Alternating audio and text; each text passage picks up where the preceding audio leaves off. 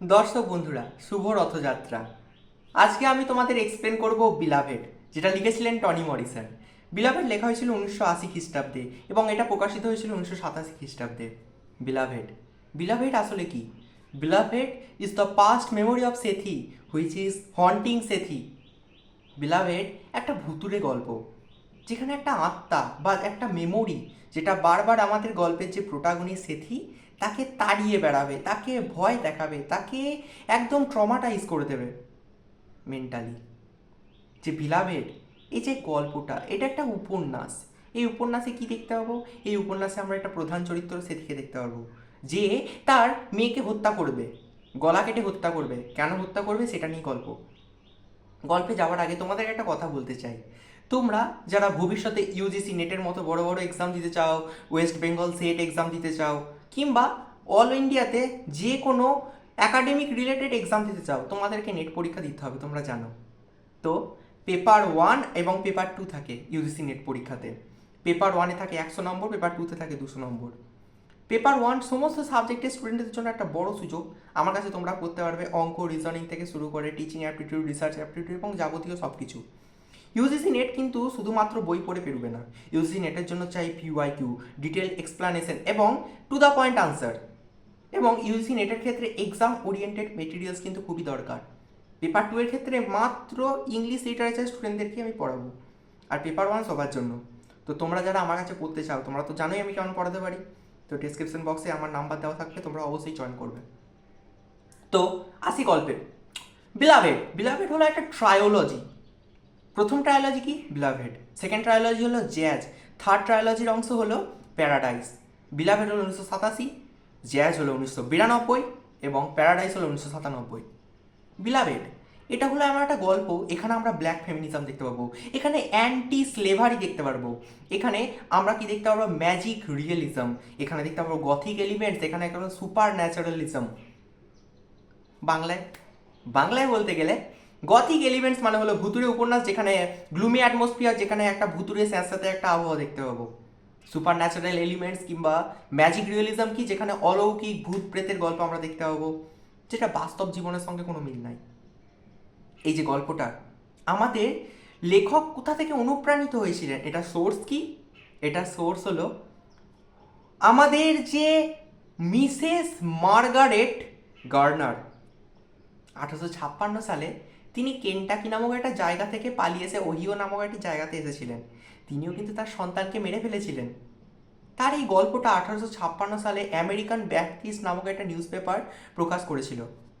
এখান থেকেই আমাদের যিনি লেখক, তিনি কিন্তু অনুপ্রাণিত হয়েছিলেন এবং গল্পটি লিখেছিলেন। তো আজকের গল্প কি? না, আজকের গল্প হলো বিলাভেড। এই যে বিলাভেডের এপিগ্রাফ, এপিগ্রাফ মানে তোমরা সবাই জানো ইন্ট্রোডাক্টরি পার্ট, যেটা গোটা গল্পের থিমসটাকে বোঝায়। এই যে এপিগ্রাফটা কোথা থেকে নেওয়া হয়েছে? এই এপিগ্রাফটি নেওয়া হয়েছে ওল্ড টেস্টামেন্টের 9 নম্বর চ্যাপ্টারের 25 নম্বর লাইন থেকে। ঠিক আছে, বাইবেলের। ওল্ড টেস্টামেন্ট মানে তোমরা বুঝতেই পারতো বাইবেল। সেখানে বাইবেলে আমাদের জেসাস ক্রাইস্ট কি বলেছিলেন? জেসাস ক্রাইস্ট বলেছেন, তারাও আমার মানুষ, তারাও আমার জন্য ভালো, যারা আমার ক্ষতি চায় তারাও আমার জন্য ভালো, যারা আমার ভালো চায়। সেখান থেকে নেওয়া হয়েছে এটার এপিগ্রাফটা। সোর্সটা বললাম, মার্গারেট গার্নারের গল্প, আমেরিকান ব্যাপটিস্টে পাবলিশ হয়েছিল, সে তার মেয়েকে হত্যা করেছিল। তো সেখান থেকে আমাদের এই গল্পটা অনুপ্রাণিত। আমাদের গল্পের প্রধান চরিত্র হলো সেথি। সেথি ছিলেন একজন স্লেভ। এই গল্পটা হলো অ্যান্টি স্লেভারি, অর্থাৎ দাসত্ব প্রথার বিরুদ্ধে একটা আন্দোলনের অনুসূচক, একটা যুগান্তকারী নিদর্শন। এখানে আমরা দেখতে পাবো সেথি বলে যে চরিত্রটি, সে সুইট হোম প্ল্যান্টেশন কেন্টাকিতে কাজ করে। সুইট হোম প্ল্যান্টেশন কি? দেখো, এটা একটা আয়রনি। প্ল্যান্টেশন মানে যেখানে কৃতদাসদের রাখা হয়, তাদের উপর অত্যাচার করা হয়, তাদেরকে জোর জুলুম করা হয়, তাদেরকে খুব খাটানো হয়। আর সুইট হোম, তাহলে বুঝতে পারছো কোন অ্যাঙ্গেল থেকে মনে হচ্ছে এটা সুইট হোম হতে পারে? তো এটা একটা আয়রনি।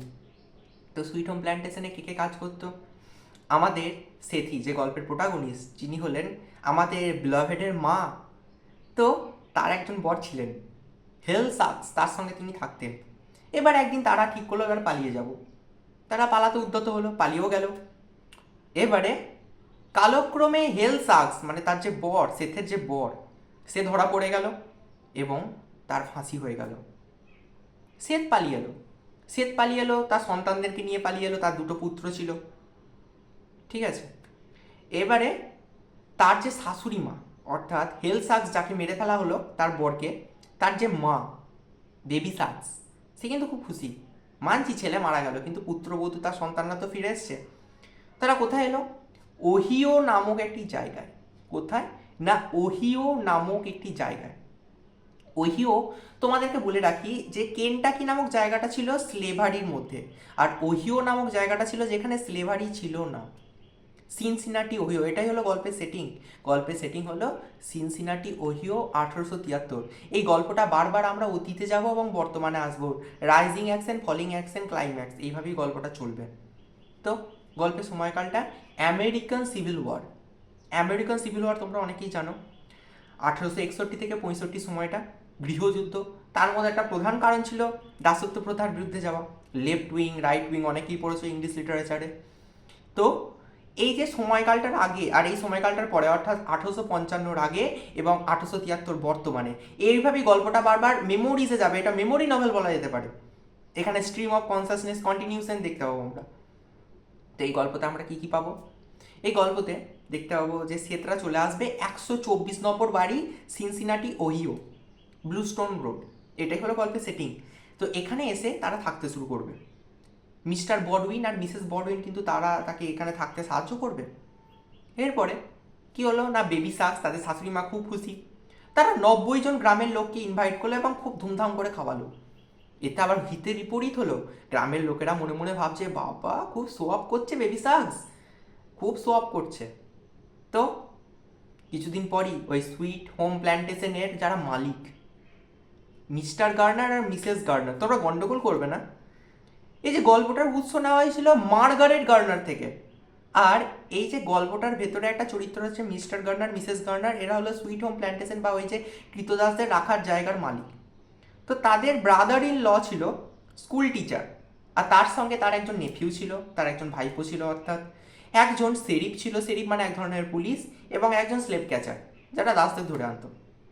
তো এরা চারজনা মিলে, অর্থাৎ মিস্টার আর মিসেস গার্নাররা মারা গেল।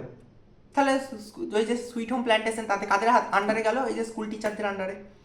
তো এরা চারজন মিলে ঘোড়া চড়ে এলো। স্কুল টিচার, তার নেফিউ, শেরিফ আর স্লেভ ক্যাচার, এরা চারজন এলো। এরা কোথা থেকে খবর পেয়েছে যে শ্বেত পালিয়ে এসেছে এবং এখানে এসেছে। শ্বেত ভয়ে একটা কুড়ে ঘরে গিয়ে লুকোলো। এবার গ্রামের লোকেরা তো এমনি তাদের উপর খেপেছিল। এবার কি বললো যে শ্বেতকে আমরা নিয়ে যাব এবং তার সন্তানদের নিয়ে যাব, তারা আবার চাকরের কাজ করবে। সেথি তখন ভয়ে কি করলো না, সেথি সঙ্গে সঙ্গে কুঁড়ে ঘরে গেল এবং সেখানে গিয়ে তার বাচ্চাদের মধ্যে একটা বাচ্চার গলা কেটে দিল। সেই হলো বিলাভেড। এবারে বলে রাখি, সেথি কিন্তু তার সমস্ত বাচ্চাদেরকে মেরে ফেলতে চেয়েছিল। কেন? সেথির সঙ্গে অতীতে খুব অত্যাচার, নৃশংসতা করা হয়েছিল। সেদিকে রেপ করা হয়েছিল, সেদিকে বারবার অত্যাচার করা হয়েছিল, সেদিকে কুকুর কাটানো হতো। সেই জন্য সেথি কি চেয়েছিল না, সেথি চেয়েছিল তার সন্তানগুলোকে মেরে দিতে, ভালোবেসে মারতে চেয়েছিল, ক্রুয়েলটি নয়। তো সে ভালোবেসে মারতে চেয়েছিল তার সন্তানদেরকে তার মতো কষ্ট ভোগ করতে না হয়, কিন্তু সে ব্যর্থ হয়। সে শুধু তার বিলাভেড বলে সন্তানটি, তার সন্তানের নাম বিলাভেড ছিল না, আমরা ধরে নিচ্ছি সন্তানটার নাম বিলাভেড। তো বিলাভেডকে গলা কেটে হত্যা করলো। কিন্তু তখন স্কুলের টিচারে চলে এলো, আর বাকি সন্তানগুলোকে মারতে পারলো না। স্কুল টিচার বললো, এ তো পাগল হয়ে গেছে, একে দিয়ে আর চাকরানি কাজ করা যাবে না, একে শাস্তি দিতে হবে, মেরে ফেলেছে। তো স্কুল টিচার কি করলো, শেরিফের হাতে বিলাভেডকে তুলে দিল, বিলাভেডের মাকে সেথিকে তুলে দিল, বিলাভেডকে মেরে ফেললো। সেথির একটা ছোট মেয়ে ছিল ডেনভার, তারও একটা গল্প আছে, গল্পটা তোমাদেরকে পরে বলছি। সেথির দুটো ছেলে ছিল, দুটো মেয়ে ছিল, ঠিক আছে। এবার সেথিকে ধরে নিয়ে গেল, সেথিকে ধরে নিয়ে গিয়ে আবার সুইট হোম প্ল্যান্টেশনে বন্দি করলো। কিছুদিন পরে স্ট্যাম্পেড বলে একটি লোক 1855 সালে সেথিকে আবার ছাড়িয়ে দিল। সেই আমরা সোর্সে পড়েছি মিস মার্গারেট গার্নার, যিনি 1856 সালে পালিয়ে এসেছিলেন কেন্টাকি থেকে, ঠিক সেরকমই গল্পটা যাচ্ছে। 1855 সালে আমাদের এই যে গল্পের প্রোটাগনিস্ট সেথি, সেও পালিয়ে আসছে আবার। এবারে স্ট্যাম্পেড বলে লোকটি ওকে সাহায্য করলো। এবারে সে আবার চলে এলো ওই 124 নম্বর বাড়িতে, সেখানে সে থাকতে শুরু করে দিল। ওখানে একজন কাজ করছো, পল ডিক। গল্পটা বারবার অতীত আর বর্তমানে আসবে, ঠিক আছে? তো গল্পটা তোমরা বুঝবে, অতীত আর গল্পটা বর্তমানে আসবে। এবারে পলডি বলে ওখানে একজন চাকর কাজ করতো। পলডির আরও দুই ভাই ছিল, পল এ পল ই, ঠিক আছে। তো পল ডি কি মেন ক্যারেক্টার, একে নিয়ে গল্প আলোচনা হচ্ছে। পল ডি কিছুদিন পরে ও চলে এলো, দিয়ে সেথির সঙ্গে থাকতে শুরু করলো। তার মাঝে সেথি যখন ওই 1855 সালে চলে এলো, সে না খেয়ে না দিয়ে কোনো রকমে এলো। সে একদম মরণ বাসন অবস্থা, কিছু খায়নি। রাস্তায় অ্যামি ডেনভার বলে একজন নার্স ছিলেন, তিনি তাকে খাইয়ে দাইয়ে, তিনি ছিলেন হোয়াইট ওম্যান, আর আমাদের সেথি ছিল ব্ল্যাক, একজন ব্ল্যাক ফেমিনিজম আমি বললাম। তো তিনি একজন চাকরানি ছিলেন। তো তাকে মায়া করলেন, তাকে মায়া দয়া স্বরূপ তাকে খাওয়ানো দাওয়ানো, তার বাচ্চা পেটে ছিল, বাচ্চা প্রসব করতে সাহায্য করলেন। তো এই অ্যামি ডেনভার, এই যে নার্স, ইনি যে এত দয়া, ইনি যে মনে এত উদারতা, এনার থেকে অনুপ্রাণিত হয়ে তার মেয়ের নাম রাখলেন ডেনভার। এরপরে ওহিও নদীর তীরে ডেনভারকে জন্ম দিলেন এবং এখানে এসে থাকতে লাগলেন সেথ, ডেনভার। কিছুদিন পরে পলডিও চলে এলো।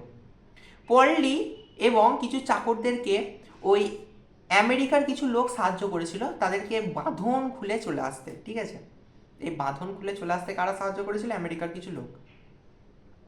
তো এই পলডি এক্সে কি করলো না, ডেনভার আর সেথির সঙ্গে এসে সংসার মাঝে একটা পরিবারের মতো থাকতে শুরু করলো। সব ভালোই চলছিল।